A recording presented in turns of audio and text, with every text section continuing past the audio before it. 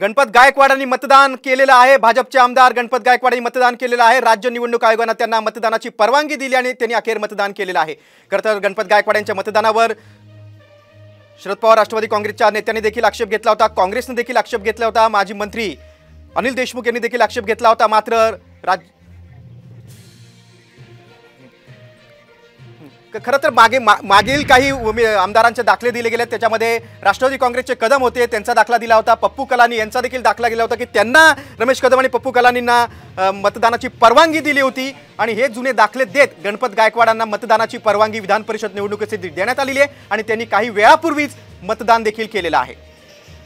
भाजपचे आमदार गणपत गायकवाड विधिमंडळात काही वेळापूर्वी दाखल झाले आणि त्यांनी विधान परिषद निवडणुकीसाठी मतदान केलेलं आहे। कल्याणचे आमदार गणपत गायकवाड यांच्या मतदानावर मात्र विरोधकांनी आक्षेप घेतला होता। मात्र राज्य निवडणूक आयोगाने त्यांना मतदान करण्याची परवानगी दिली आणि दोन दाखले दिले, ते म्हणजे रमेश कदम ते राष्ट्रवादी काँग्रेसचे सोलापूरमधले आमदार होते आणि पप्पू कलानी उल्हासनगरचे यांना मतदानाची परवानगी दिली होती। हे दोन जुने दाखलेच्या पार्श्वभूमीवर जुने दाखले दाखवून या जुने दाखल्यांचा या प्रकरणांचा उल्लेख करून दाखला देऊन गणपत गायकवाडांना निवडणूक आयोगाने मतदानाची परवानगी दिलेली आहे आणि काही वेळापूर्वीच गणपत गायकवाड यांनी मतदान केलेलं आहे। एकूण 5 आमदारांचं मतदान बाकी होतं।